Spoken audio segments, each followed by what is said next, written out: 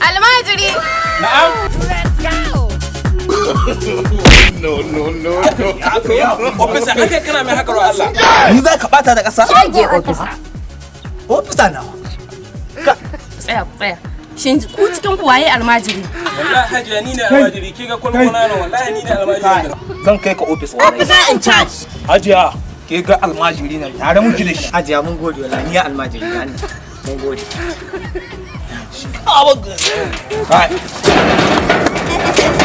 Bala'i. Shage ofisa. Zan kai ka ofis wallahi.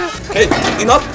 Amma da ofisa ba girman kana don Allah ka bari in shiga ni ma in sai in ci abinci. Wallahi ba ka ci abincin ka. Officer in Ya charge. za a ba mu abinci ka zo ka ce mu da kai zan kai ka ofis wallahi. Ka san duk abincin da an ka raga area ga mu ka canye shi.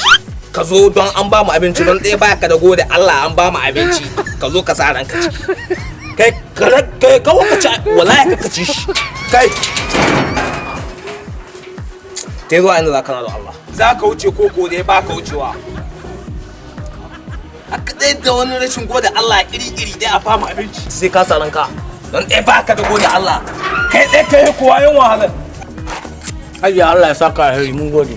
Ko muna abincin nan kai na kore wancan ɗanci tunda su abun duniya ba isa su kai ba. Ina abinci yake? Wani abinci? Kan balas. Kai yanzu ina fafutuka da wa'ancan maciya yanzu kai yanzu ne in cimma wai ka. Wallahi ofisa ni ba ci abinci. Ina shigowa wani kare ne isko yana ci ne. Ni an sheshe ni ci rabi ya ci rabi. Kaga inda ya bi can. Ni hodda ne to ba ni.